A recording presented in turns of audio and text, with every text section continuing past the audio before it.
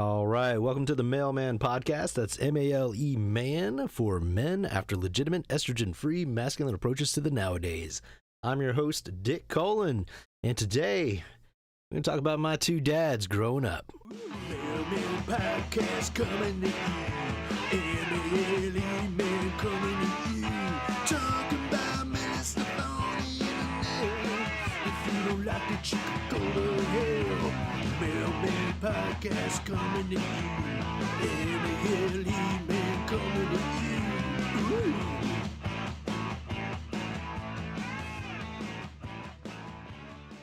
All right, so I forgot one of the things. Started off late here, so I misplaced my cable for my headphones, so I had to go find that thing. It has the headphones have a tiny. It's not the same, like it's not a 3.5 size jack on the headphones, so I can only use that one cable. So I had to go find it. So that means I should probably buy a second one to avoid that. Now, the other thing is, I was supposed to have a second set of headphones so I could hear what it sounds like on the other end, but I forgot that too. So we'll just deal with it. So hopefully everything sounds okay, because I've had some trouble with that. But anyway, so today's topic, I saw an interesting podcast with Chuck Palahniuk, however you say that, the guy that wrote Fight Club. It was him on Joe Rogan's podcast, and this was a while back, but it's kind of been something that stuck in the back of my head as far as like a concept, because he was talking about that idea of second father figures, where you have your dad, your regular dad, who hopefully, if you had a good one, kind of taught you some things and brought you up and kept you alive long enough to send you out into the world. And then you go off and do your thing, make a bunch of mistakes, and then you at some point find this second fatherly figure. Now, in the past, I would assume that would have been some kind of like apprenticeship or, professor or something like that, because that's just kind of how you would meet that father figure who would teach you like the next thing that's going to be useful for you. So not just being alive and learn how to your motor skills and all that stuff. Maybe a little bit about how to fix a car, or at least maintain a car. We got a podcast on that if you're interested, a little ways back. But then you have that second father figure that kind of either teaches you the craft that you're gonna do for the next phase of your life, I guess until retirement or death there. But that's kind of like the next person that's going to fill that role for you. So if you're going to college, that could be the professor. If you're going to be a craftsman or something, that's going to be the carpenter or whatever that's going to show you the ways of that thing anyways.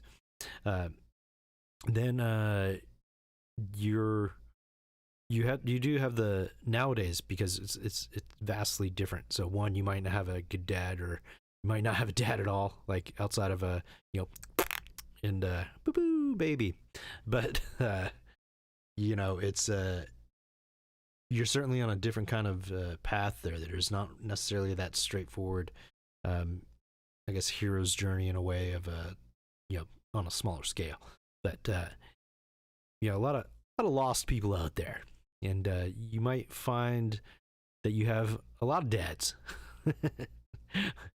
Yeah, he's my daddy, and he's my daddy. Where'd I get that from? It's from something.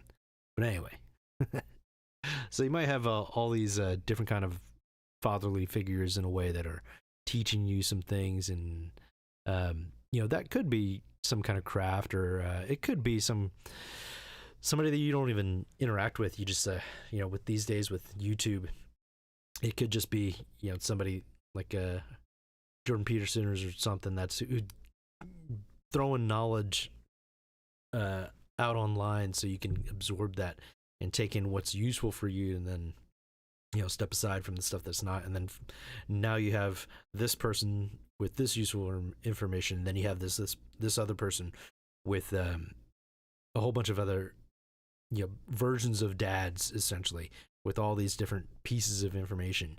Because even your regular dad, my dad had a lot of things to teach me.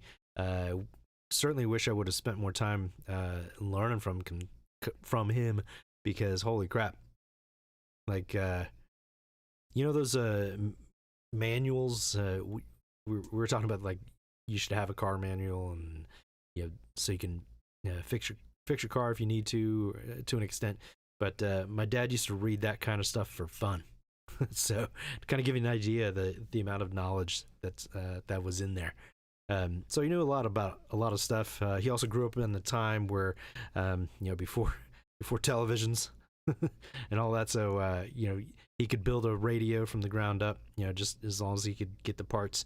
And you basically just take anything apart and put it back together.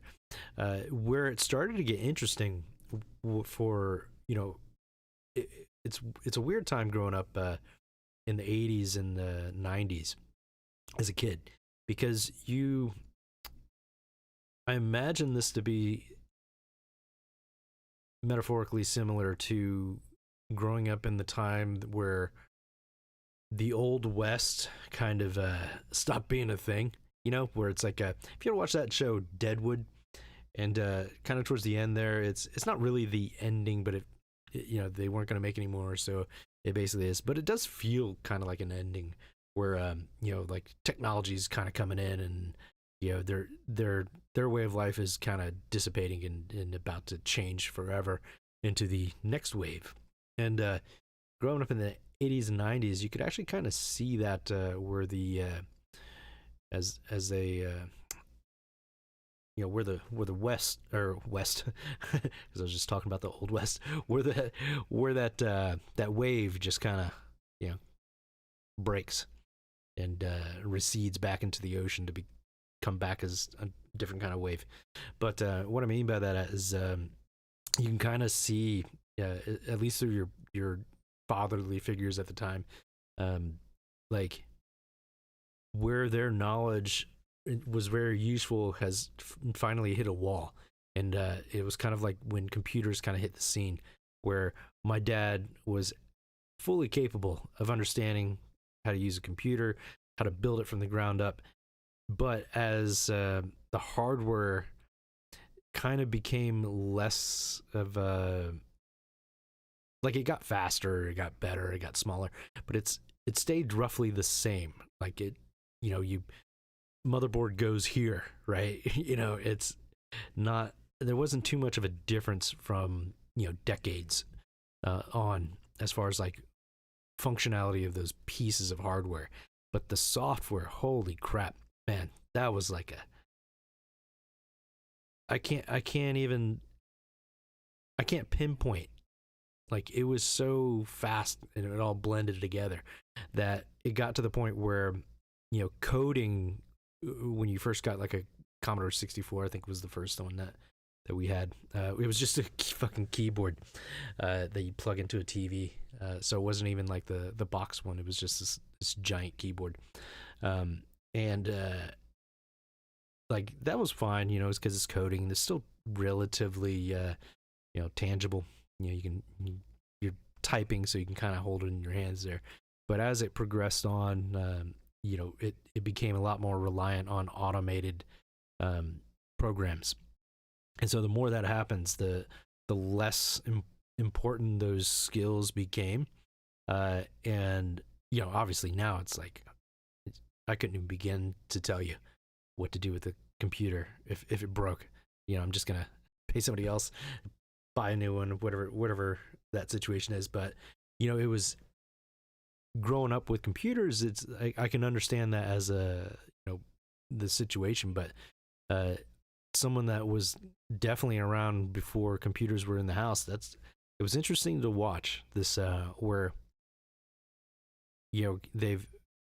it's almost like you're watching that wave I was talking about. Like I got that from so I'm not going to claim that as my own. That was from Fear and Loathing in Las Vegas. He's talking about when he's looking out the window, kind of like the beginning of the third act or something, where he's like narrating over about watching the the end of the 70s or something like that. I'm not sure, or 60s, sorry. And watching, you could see the horizon, the wave cresting over or something like that. But anyway, it was it's something like that. You get to see the the wave break, and you're not seeing the man break. It's interesting because there were certainly still things that they could do with their hands, and that knowledge was still useful. It was just that was kind of like the beginning. You could see it happen as far as like that wave breaking for like the use of the that knowledge is there, but also physically with the handyman kind of man. He's the wave has broke, and he's receding back into the garage to go work on cars. So it was kind of like something like that. Now, because this is also the age of like television, and obviously we had TVs before, and it was exciting, but still, I don't think it was as much of there was like, I don't know, what, 10 channels, 3 channels or something, 13 channels. I think that's what it was.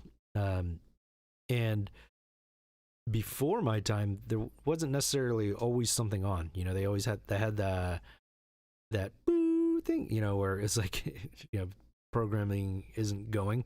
They didn't have any shows playing, so there was still time away from the TV that you could do. You didn't have VHS, you didn't have DVDs, streaming, none of that shit.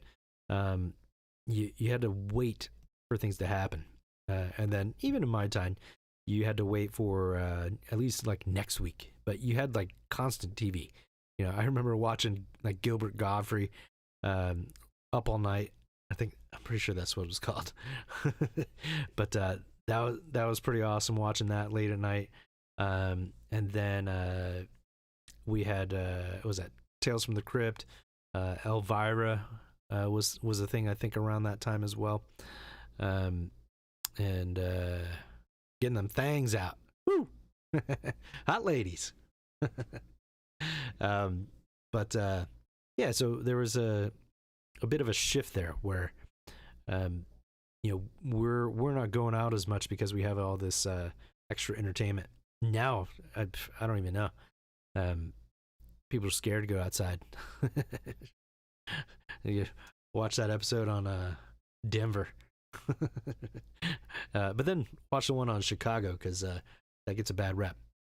But basically what I'm getting at is so you have your initial fatherly figure, and similar to the way that I feel like it would be nowadays, where you have online just unlimited amounts of fatherly figures. So be careful, don't get the wrong ones.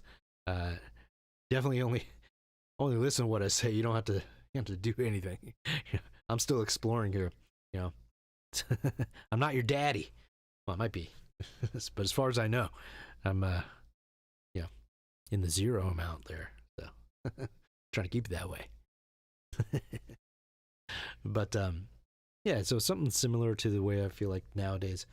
We kind of had the beginning of back in the 80s and 90s, and that concept of the second father got me thinking about my 2 dads. Well, 3 technically, but Al Bundy is I felt like as far as like a man's man, closer to what my dad was already like. He's like basically just a manly man, even though he's like kind of got the shitty job and like doesn't make any money. But my dad certainly took care of us, so that was fine. But at least we're in character. Actually, if you want to know, like, almost to the T, like precise idea of what my dad was like and what I might have grown up with, is so he was a Marine for like 22 and a half years or something like that. So there was a lot of that in there, and he definitely had those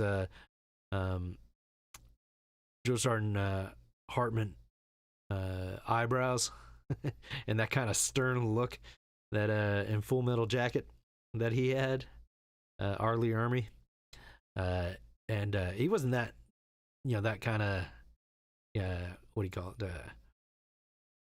it? He wasn't exactly that guy, but as far as like look and how he carried himself is certainly a good rendition there. But I think the more accurate one was like, I swear John Goodman and The Big Lebowski, at least in look, saw my dad back when he was doing going out fishing all the time to like figure out what that character was going to look like, because later on you get beat up being in the Marines for that long, and like things stop working, so you're not able to do the exercise and stuff like that, so you got a little bigger, and got a lot bigger. John Goodman in The Big Lebowski, that's a size, look, and the way he talks. Holy crap, man. When I saw that movie for the first time, I was like, Dad?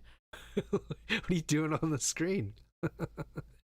Looks like one of these days. So if I can, not have to work a normal job and worry about, my face is part of my job, man. That's why I do this. So I got to keep it like this, and at least for a while. But holy shit. Yeah. Ask anybody that knew my dad. John Goodman and The Big Lebowski. But anyway, I had had that dad, but I also had kind of Al Bundy, but that was more of a family time. We'd watch that together as a family. What a great show. I'm actually going to talk a little bit more about that specifically in the future, short future, soon. What? Yeah, whatever. Sometime in the future, because I've got a friend that's started watching the first season again, so I think that'll be a good time to talk about that. But for the other stuff, now I also had Tim Allen, Tim the Tool Man Taylor, on the show there. So Home Improvement, that was a big, kind of like as far as like the fatherly figure goes, that was probably one of the top tier ones there. And then the one I feel like I watched the most, like I never missed it, was Carl Winslow on Family Matters. And I started watching that again recently, and like, you can go on the concept of like, family does matter. Like, okay, I can get that, but really that show should be called Family Values, because holy shit, did that send the right messages out there. And in watching all these like shows, because I went all the way through Home Improvement. I want to say they just posted Family Family Matters on Disney Plus or Hulu or whatever. I'm not sure which one it's on. If you got Disney Plus, then you probably have Hulu. But I didn't see it before, and it popped up. Oh, you might like this. And hell yeah, I like that. That was like the show that I used to watch like religiously. And like for one, what's his Reginald? I can't remember his last name, but has he ever been anything but a cop? Like, I know everybody says Die Hard, but he was also the cop for like 5 seconds in Ghostbusters when they got busted. That was no pun intended there, but it happened. So I gotta look this up, because I was like that's like 3 completely different movies, but he's the same guy essentially. So what? I'll just say Family Matters. What is his name? God damn. Reginald Vell Johnson. That's what it was. All right, let's see. And where's I was watching this and talk about hot ladies. What was her name? Aunt Rachel. Yeah. She had it going on. I remember thinking about her when I was a kid. Woo! What the hell was her name? I'm getting side topic? Sidetracked. Thelma Hopkins. Yeah. Hot lady. Woo! All right, let's see. Reginald Vale Johnson. What else have you been in? Here we go. All right. You're not helping with also Die Hard 2. Turner and Hooch. Come on, man. Air Collision. Have you ever been nothing but a cop? Hang on. Crocodile Dundee. He was in that. All right, let's see. What was he in this movie? I don't remember him in that at all. What did he play in this movie? We had Paul Hogan. He was Gus. I don't remember. I gotta watch that movie again. Yeah, I don't remember him being in that at all. Let's see what else we got here.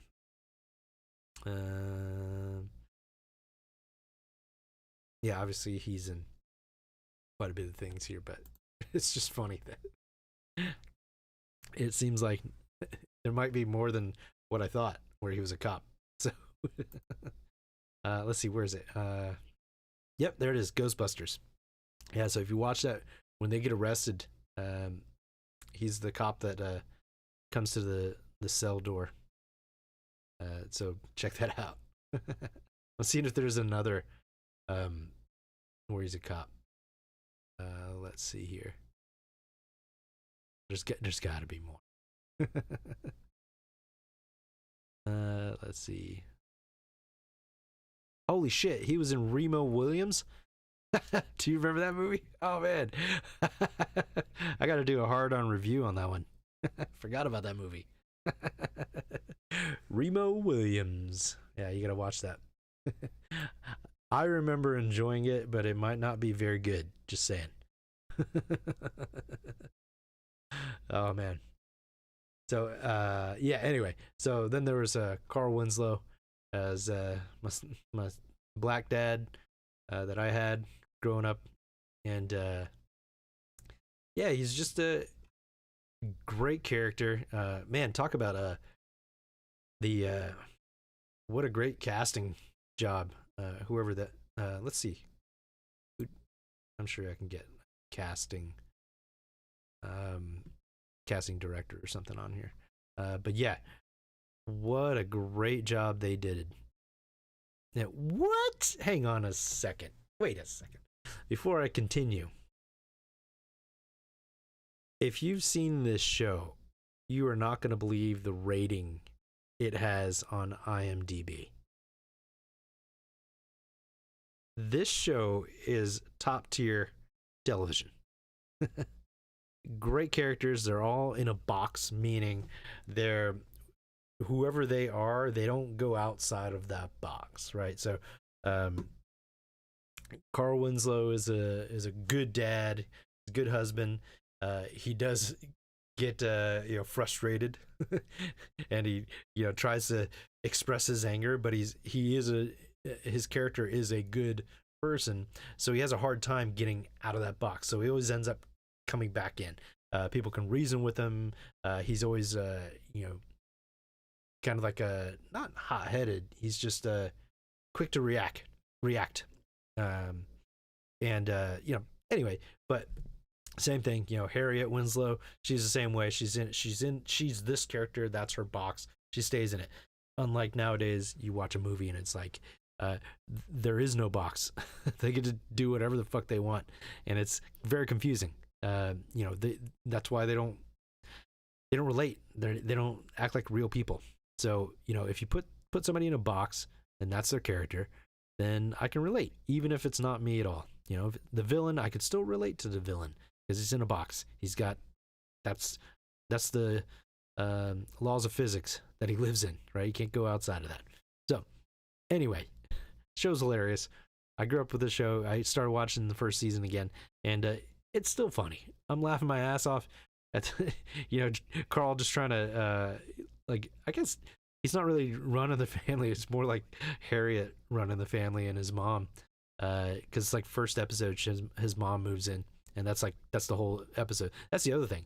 They're episodic, for the most part. So I've got a beginning, middle, and end in one episode, and you can follow that. You can do that week to week.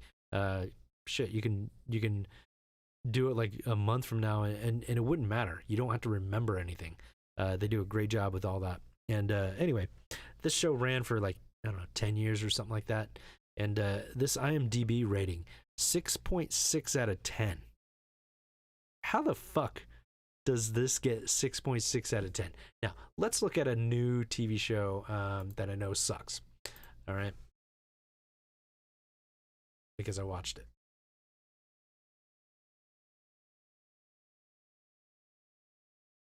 There we go. Not character, TV show. There we go. Let's see. What is the IMDb on...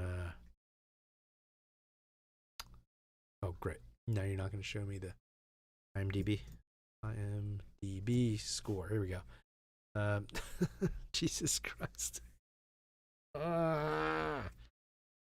ever watch basketball? When the guy is like trying to get them to join his team or make it go public or something like that. He's trying to get basketball to like be a corporatized kind of thing, and he's trying to convince not Coop. I can't remember what the other guy. Anyway, one of the South Park guys, and I can't remember his name in the movie. But anyway, he's trying to convince him to convince the other guy. So he's like gonna get him on the side, and he's like. It's like, oh, you want me to quit basketball? And he's like, no, like that's not what I want at all. He's like, oh, and he talks a little bit more. He's like, oh, you want Coop to quit basketball too? He's like, That's how I feel looking at this IMDb score. Now, it's not necessarily that much higher, but it is higher. So Obi-Wan is how I remember it. Obi-Wan Kenobi, the TV show. Holy fuck, was that terrible. It's got a 7 out of 10. How? Like what in the hell? You are not learning any father like values from that show. If we want to look at it that way. You're also not going to get anything out of characterization from that show, and you're damn sure not going to get anything out of story, because holy shit, was there even a story? I don't remember what that show was about. Like, it was that bad. I just like blocked it from my memory. Oh, what a piece of shit.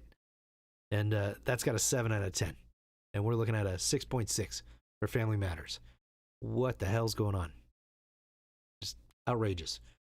So if you got like a minion crew, go on IMDb and bump that score up for Family Matters. It's way better than that. That deserves, you know what? If we are doing like a true scale of 10, 7 should be pretty good, right? But we're not. We're definitely not on that scale. So I'm going to say Family Matters should at least be an 8 out of 10. Maybe not as we get into the like back half seasons wise, but the first half at bare minimum is good enough to not even. That's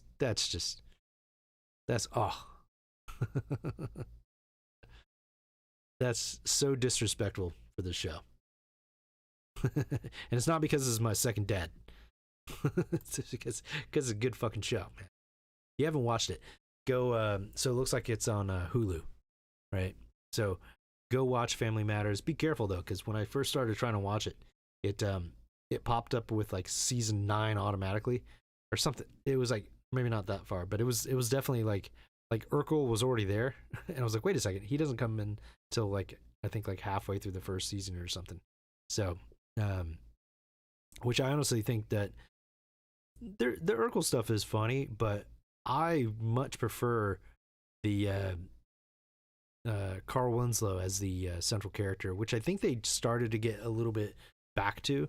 So obviously Urkel got real popular for good reason. He's a funny character, and superbly acted.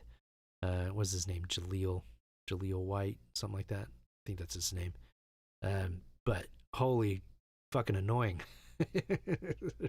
Right? And then like watching Carl like deal with that annoyance, because he's also like a good person. So and that's you can't have Carl be frustrated with Urkel and just be an asshole, but also he's a good guy, and you can't do that. He's got to be a good person, and like even though he's frustrated, he's still that's pulling him back, right? It's like a rubber band. That's how your character should be. They can, if they choose, or if you choose to get them to go outside of the box, they can only go so far. That rubber band is going to only stretch so far, and it doesn't break.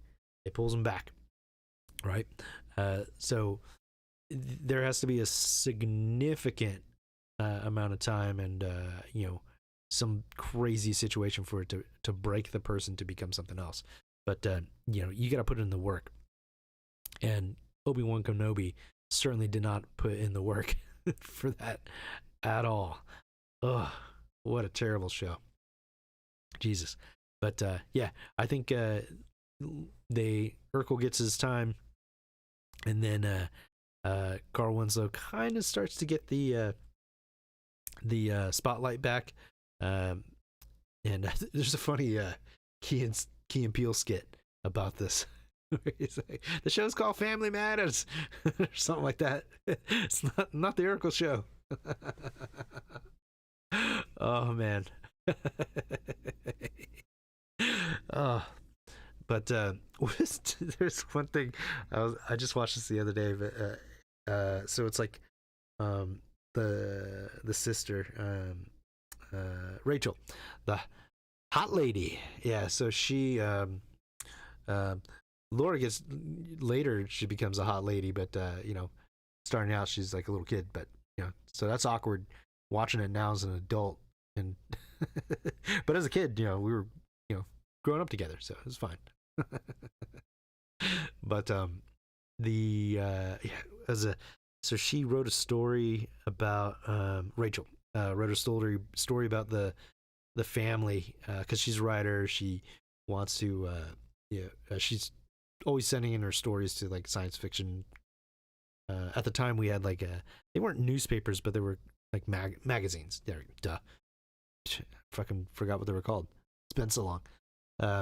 But so she's like sending off her stories unsuccessfully, and then Laura, as the little kid, actually is like, the family's having a fight or something. She just kind of like, you should write about this, because people love hearing about domestic violence or something like that.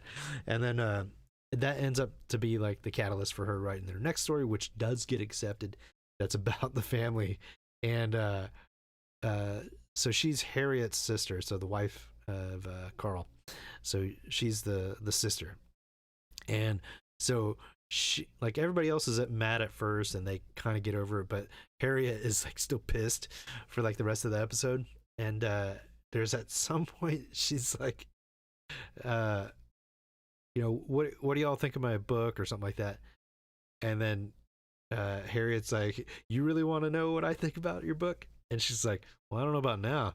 And then like a little back and forth, and then she said something like, Harriet says, what was it? A word. Oh my god, what the fuck? I should have wrote this down. Your words. It's something like your words can't hurt me. Don't hurt me, but words hurt me, or something like that. It's something that didn't make any sense, but it had something to do with like your words. Your words don't hurt me, but words do hurt me, or something like that. And then Rachel's like, what the hell? What does that mean? And she's like, I don't know. I'm fired up. She just like walks out. Oh man, it's just so fucking funny. And like, man, I was thinking about this the other day, because and like so there's obviously like Rachel's the hot one, right? And she can act too. The Thelma, yeah, I think Thelma Hopkins She can act too, so there's that. But she's also, traditionally attractive, right? And I'll pull up a picture. Hang on, so we can get a good look at this. But I'll try to get her like in the show. There she is. Dang, she comes up quick. Nice. Okay. Images. There we go. Dang. When was that taken? Ooh. All right. Let's try to find one that's close to her from the show. We can find that. Damn it. All right. Thelma Hopkins, Family Matters. Let's try that. There we go. As Rachel. There we go. This is the IMDb one. Let's see here.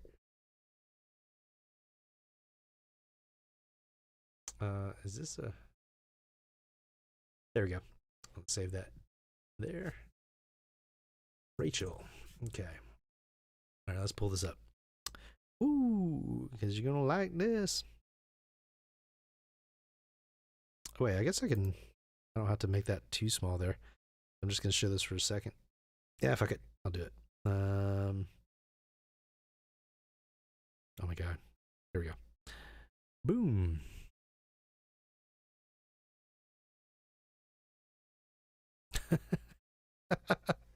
Sorry, I just saw my Asian boy picture from the thumbnail. There she is. Ooh. Thelma Hopkins. Hot lady. On a scene. God damn. So, what the hell was I talking about? Oh, yeah. So, so she's, clearly traditionally attractive. Yeah, she's up there, man. So is, you know what? But, yeah, so she's great looking. She can act. She's got it all, right? She's got it going on. Actually, I don't know why she didn't, I'm sure she did other stuff, but I don't remember seeing her in anything else. I'm sure I did, but I don't remember that. But certainly had an impact on me. Boom, boom. But I was talking about this the other day with somebody, and it was like, I can't remember who. That's why I just said somebody. But but it was like, nowadays we have so many people that can't act. I mean, it's unbelievable. You literally could go down, let's say San Francisco, because that's basically just people pitching tents and sleeping outside. So bum alley there. You could probably just randomly point in one of those crowds of dirty bums, and that person can probably act better than 90% of the up and coming crappy actors that are coming out these days. It's ridiculous. Now, if you can't act and you look like Thelma Hopkins, no questions asked. We understand. You're fine. Okay? Like, if you can't act, at least there's something for us to look at there. Right? Now, on the flip side here, let's pull up the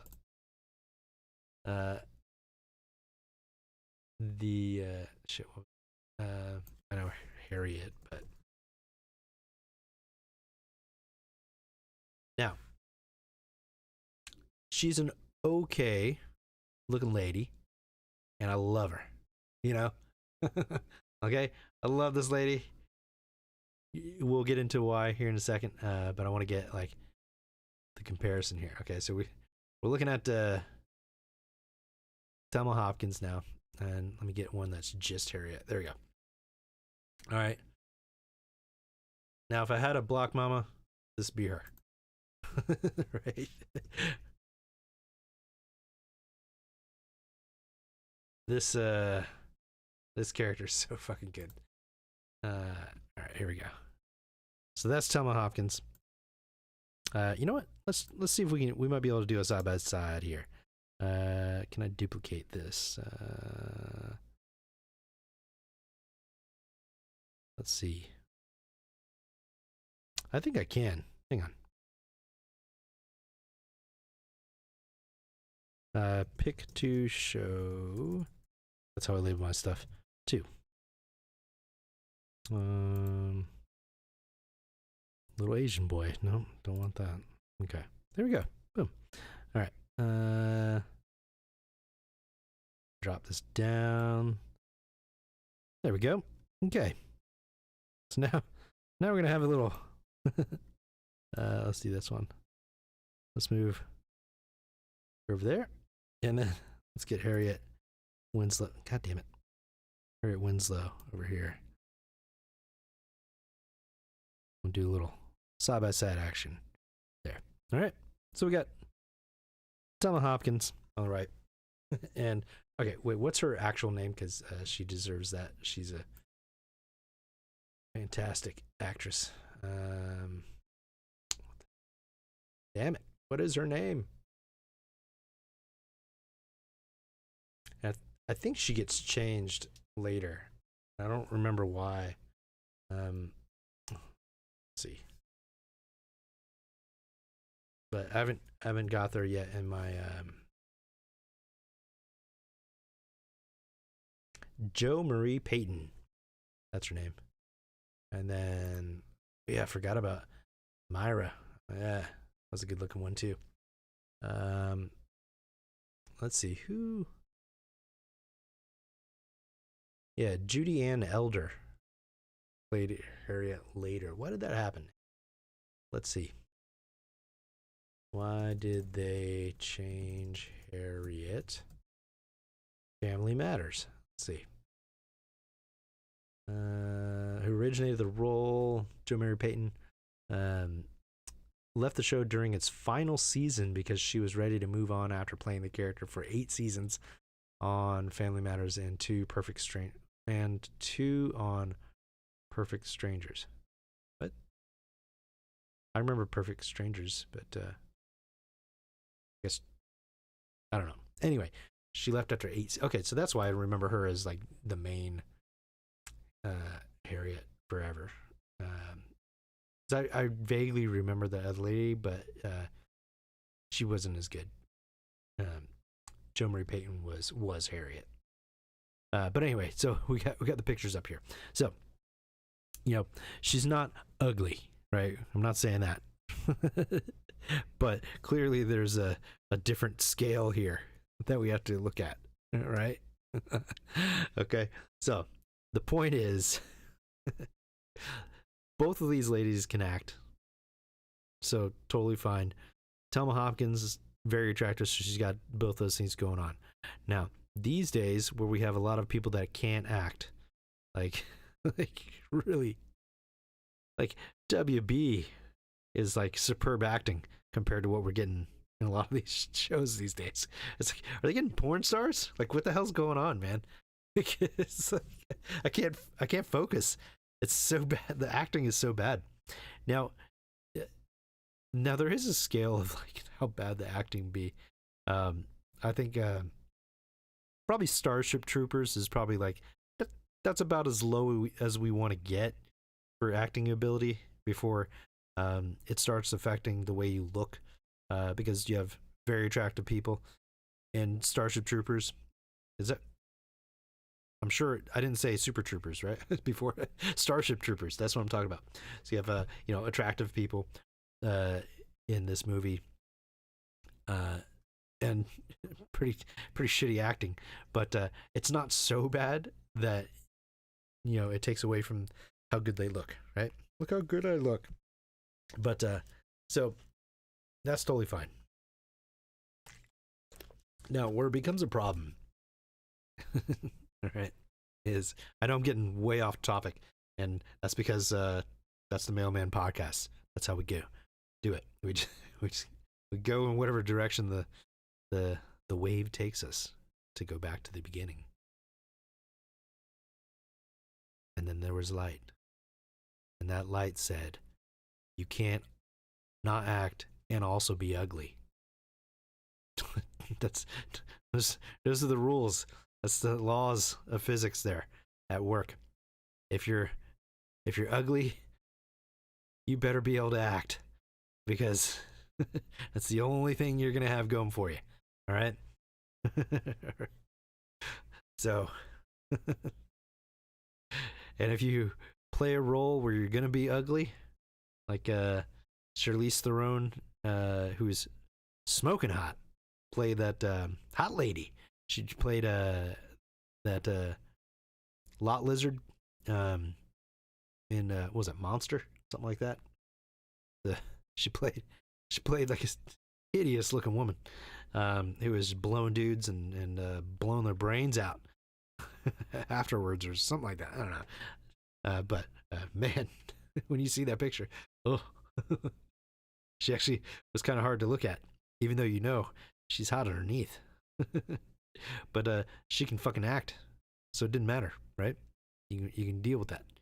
But if you're hideous to look at and you can't act, man, like, what are we doing? Why are we paying you anything? Like, you need to be working out at the McDonald's. That's the type of work you deserve. But now we're not putting what was it, Joe Marie Payton. I want to get it right because like I said, she deserves it. Yeah, Joe Marie Payton. We're not putting her in the ugly category. We're just saying she's not as attractive as Thelma Hopkins here on the traditional scales here. So now the kicker though is she's phenomenal at acting. Like, she's a great actress.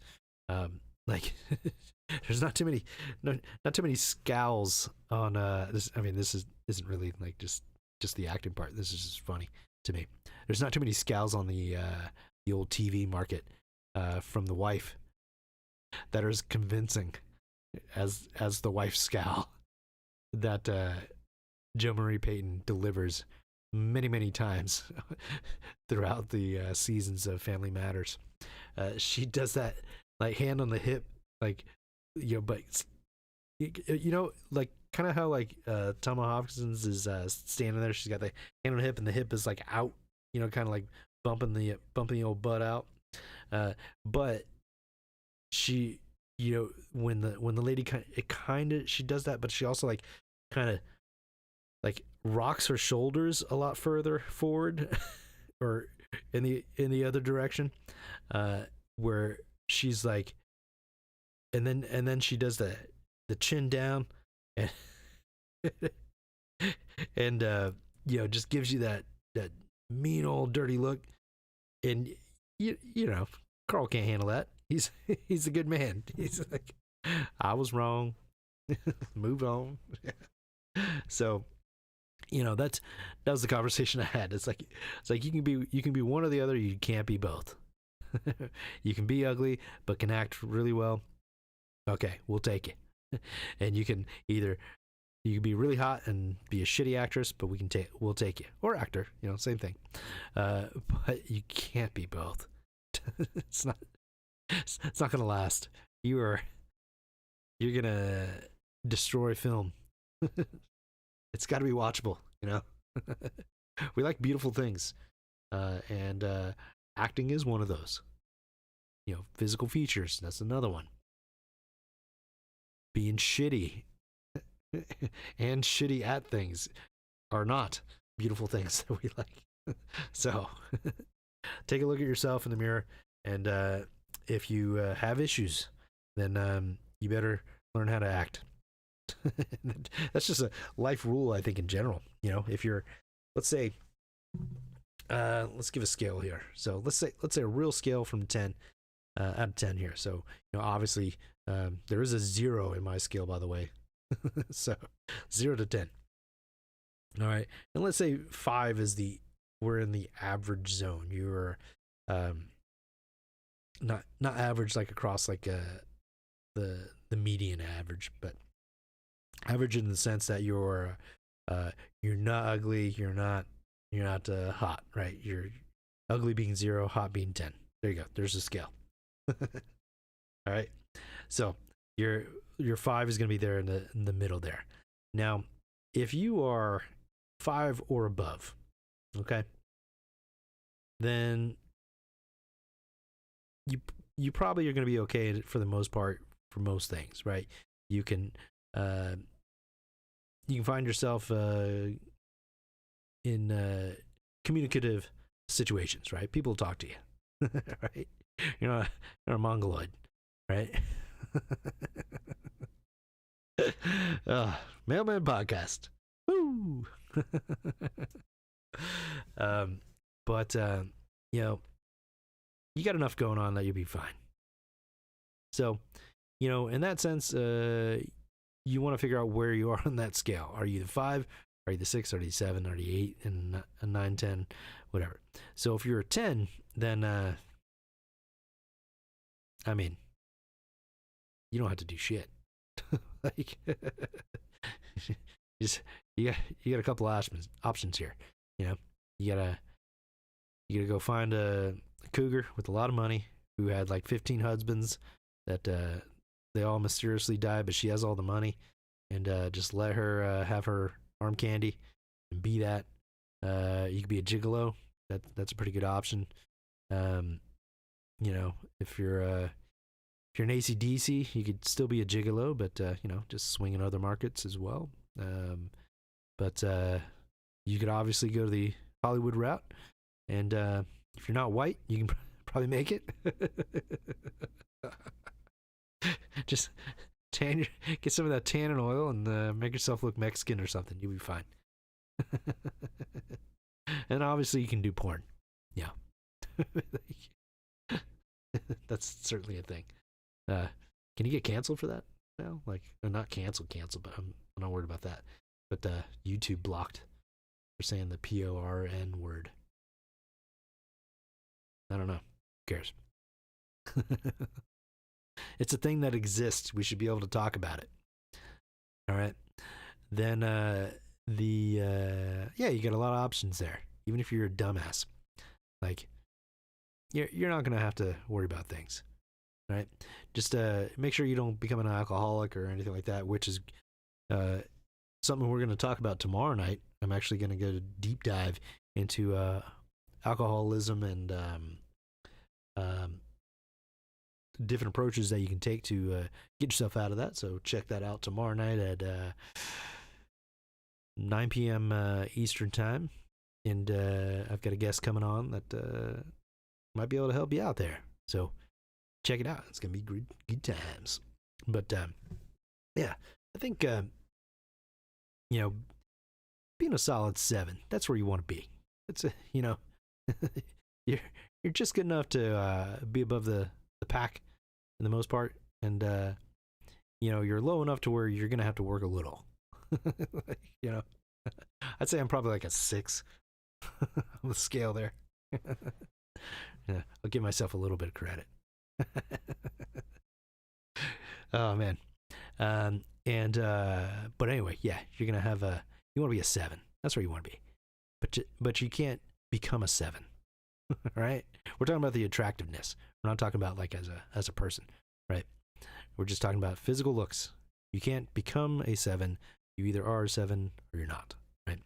Okay. So stop trying to become one. You look like a, what the hell's that kickboxer's name? Benny the Jet. You don't look like that guy. You don't want to look like that guy. Great fighter, but holy shit, man.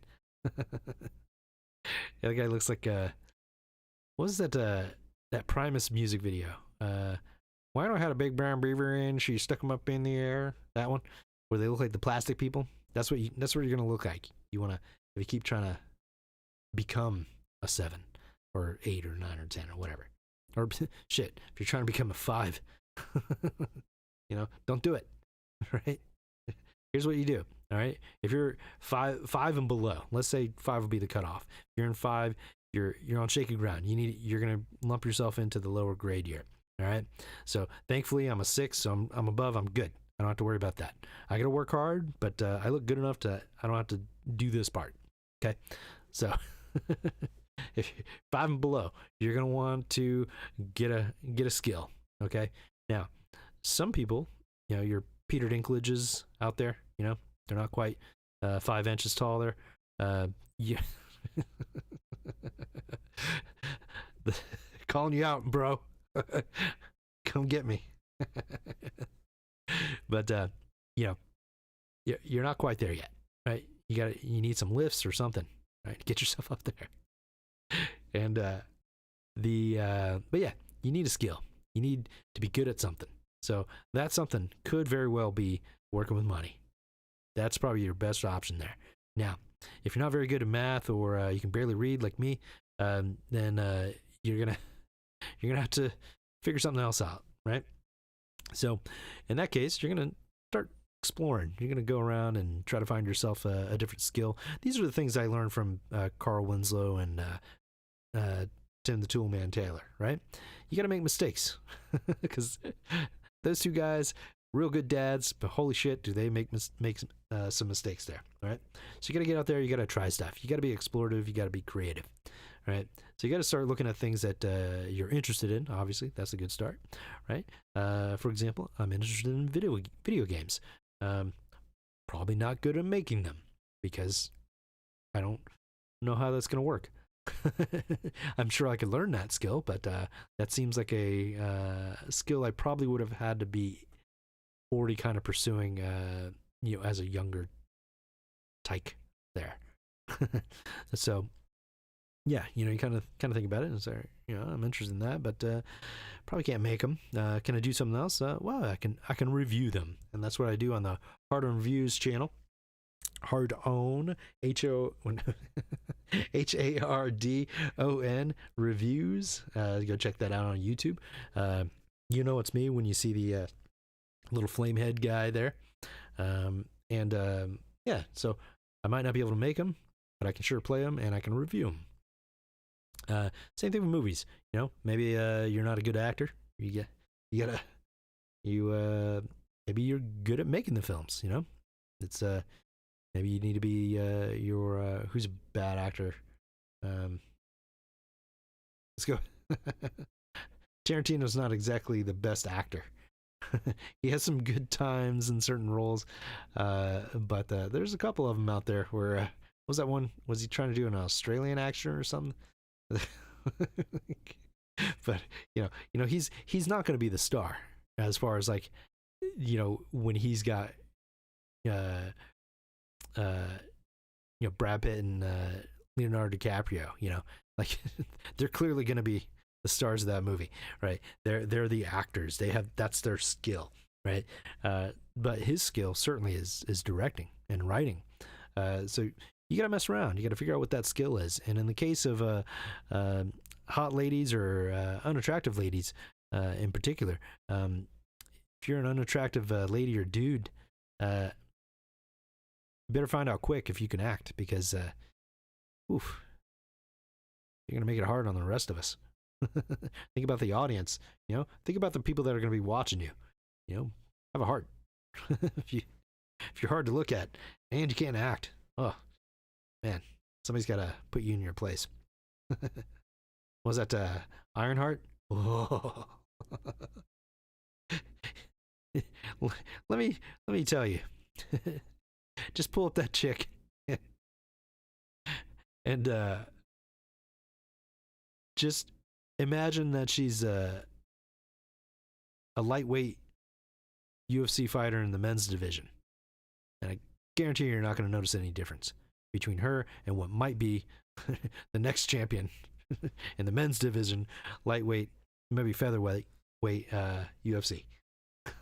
Because you put a flat top on her, she's gonna look like a dude. Those cornrows are not helping her out. Like, come on, man. I'm sure she's fine with her hair down.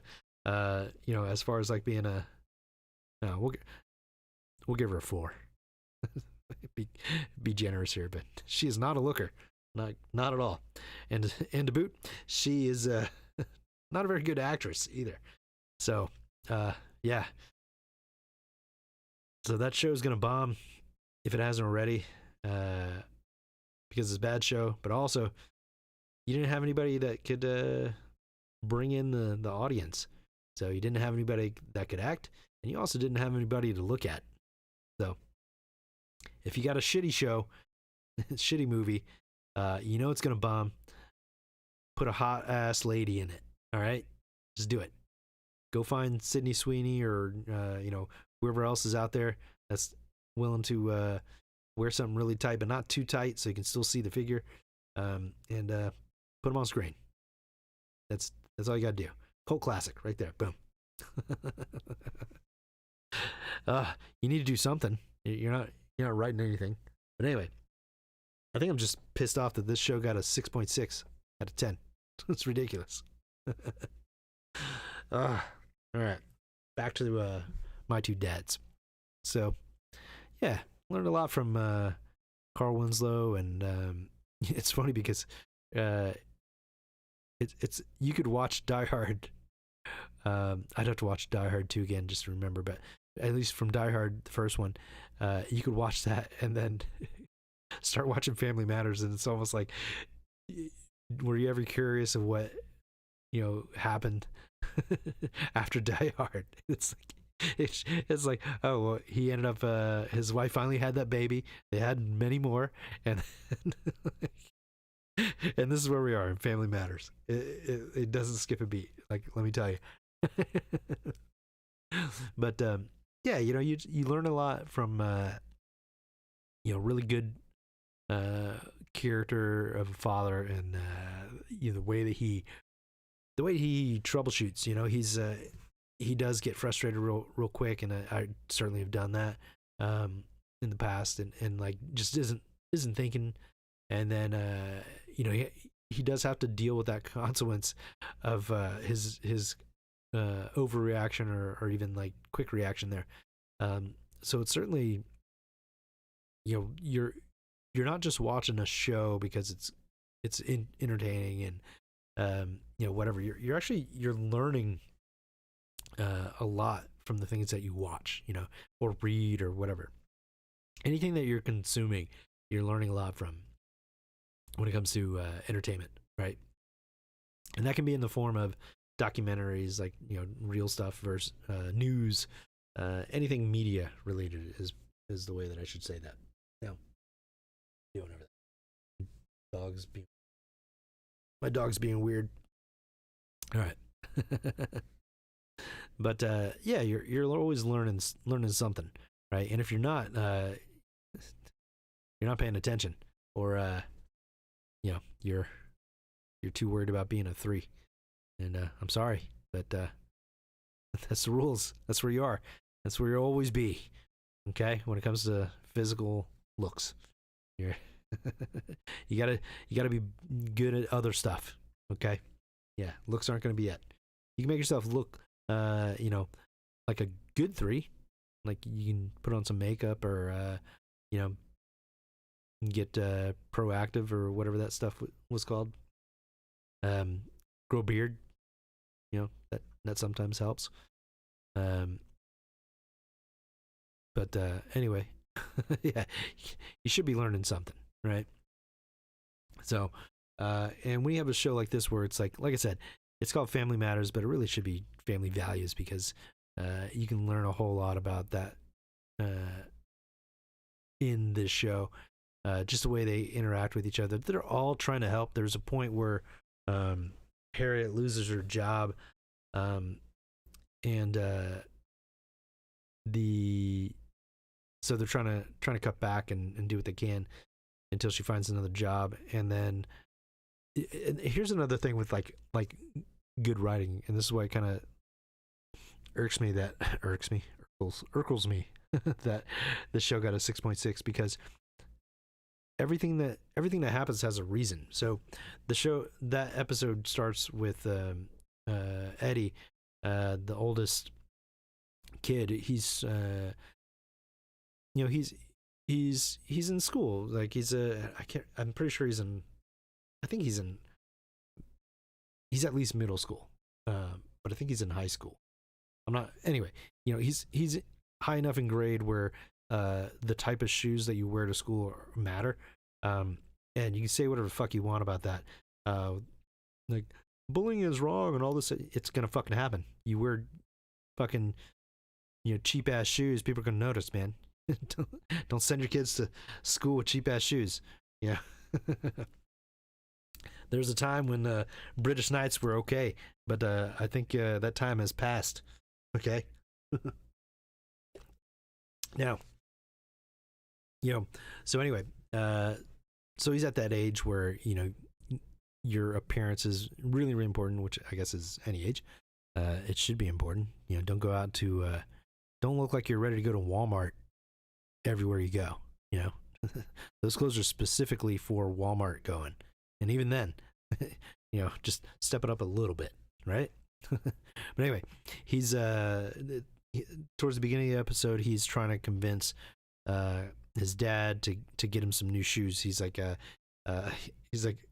or actually, he's like, Dad, I need some new shoes, and he's looking at the shoes, and he's like, what are you talking about? Those things look brand new. He's like, Dad, look. He's points at the shoes. He's like, they're Kareem Abdul-Jabbar. He's like, so? Like, yeah, well, he's retired. I can't wear these. It's like, what I need are some Jordans, some Michael Jordans. And so they're like $70, which is, back then it was like, holy shit, that's a lot. He's like, you're not going to get the shoes. And like through most of the episode, it's like this back and forth where he's like, you want those shoes, you're going to have to get a job and make the $70 yourself. And then it gets later on where Harriet's been looking for work, and then she ends up still not having a job. So she's like, I didn't make it. And the last one that she did, she was like, got all not bitchy, but she was real stern, real curt with the guy that denied her a job, who used to be her old boss or something like that. So she did the little hand on the hip thing that we were talking about earlier, and it was like, and laid on him. It was great. And but anyway, she comes home after that defeat, and Eddie comes down the stairs, and he's like, Dad, I got that $70, and he's like, oh, well, now you can go buy those shoes. And he's like, you know what, I'm gonna give this to you to pay your bill, pay the bills. So it's like they're in this like hard times and all these things, and most shows probably wouldn't think to have like the kid like actually have a job and like go make money. I'm not saying that they won't. There aren't shows that have done that, but I would say the logical approach there would be for the younger kids to show them like, hey, we can sell our toys or something. I would expect them to go that route, but they go with the kid has a job, and he's also been trying to get these shoes, and he does raise the money, and what he does is give it to his parents so they can pay the bills. It's just the shoe thing was funny, but it's really important. Yeah, for the later on in the show, for characterization and stuff like that, and it's like, clearly, he's been selfish for trying to get these shoes, even though the family's been struggling. Eventually, when he finally does get the money, he's like, I'm gonna chip in here, right? And I just don't see that nowadays. And it's like, you don't get that out of your like the thumbnail says, where did all the second fathers go is the question that I have. And it's like, they're certainly not on TV. And it's a little disappointing, a little discouraging. It's like your regular dad, even if he's a good one, there's only so much that he can do. You're going to be learning from so many other inputs that like to see a dad in general in a fucking show these days, like that's hard enough. And then when you do see them, he's like a dirtbag fucking asshole, or like even if he's like, you as the audience, you're like, oh, he's such a good guy. Like the show treats him like shit. Like he's the worst thing in the world. Like oh, he's a man. Oh, Jesus. Oh, he's got a penis. Oh my God, it's so ugly. Like, oh, there's skin over the top. Oh, he's not circumcised. That's how they treat dudes, man. It's fucking crazy. Like, yeah, like where'd all the second fathers go? You know, where are the Carl Winslows that I grew up with that I should have listened a little more to? You know, and now that I'm an adult, you know, I look back and I'm like, you know, what, that was a great role model. You know, and the other characters on the show, there's a point where is it it's what the fuck was his name? Waldo Faldo, that's what it was. Waldo, when he comes into the picture, there's a certain point where it's Eddie again, but I specifically remember this, and I thought it was like such a great character moment, because Waldo is like, I mean, his name says it all. I'm pretty sure. Let me make sure I get this right. But I'm pretty sure his name was Waldo Faldo.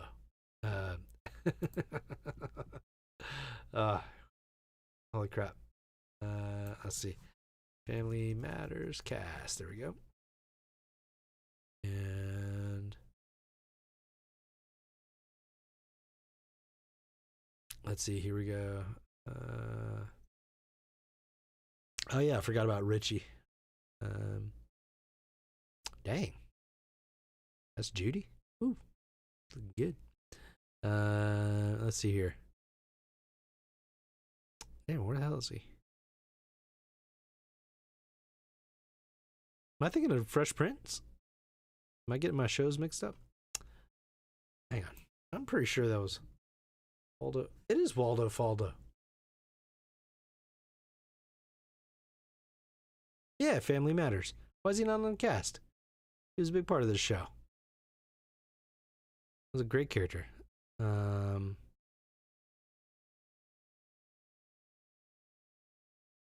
Let's see. Here we go.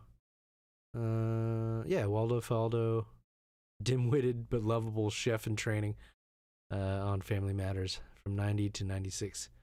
Let's see. But anyway, yeah. So, Sean Harrison. That's the actor.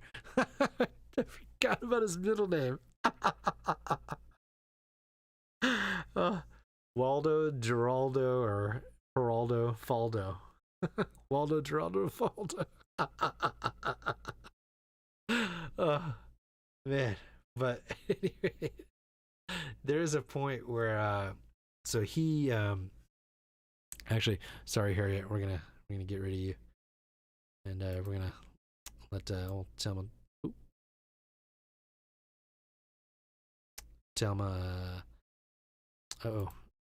undo. There we go. And then where's she at? Boop. There we go. We'll put her right in the middle again. But anyway, yeah. So Waldo, or no, Eddie. I think he was cheating on a test or something like that. I'm pretty sure it was a test.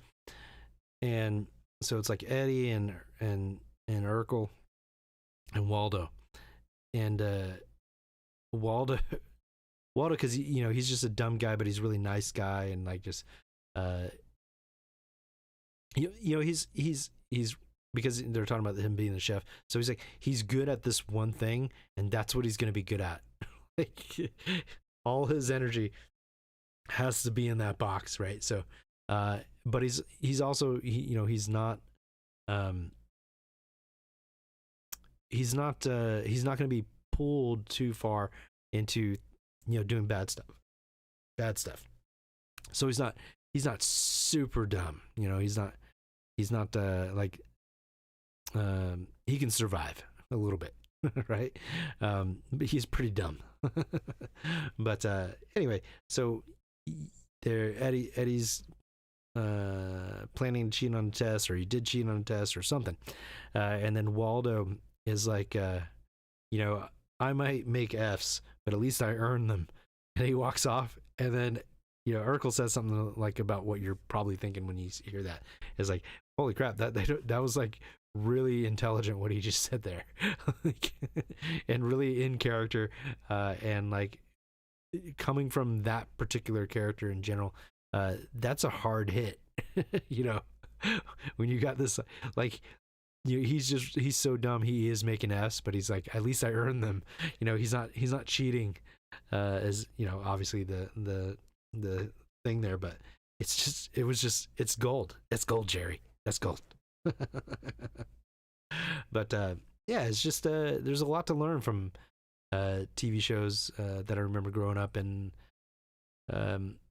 it's possible that it's because I'm older, but I look now watching these shows again, I don't think that's the case. I don't think it's because I'm older. I think it's because it's just not, it's not priority. It's not good writing is probably the more important thing there. There's just bad writing. Insane. So, you're probably out there, whatever age you are there. I'm pretty fucking old. As far as like, I'd be like way over the hill if we were in the old timey times. But that just means I made a lot of mistakes. I got a lot of knowledge to put upon you. Do what you will with it. But one of the things that you can always look for, I think, is good role models. And a great place to find that would be in the TV shows that I think defined a generation in a way. It's like look to your Carl Winslow's or your Tim the Toolman Taylor's.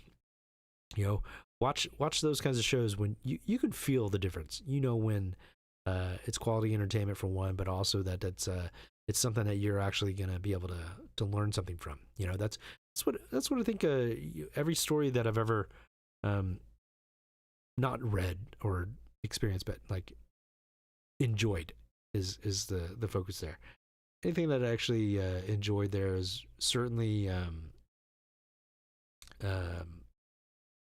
because I could understand the person or people, and dealing with the situations in the way they did, because they were realistically in a box of some kind. You're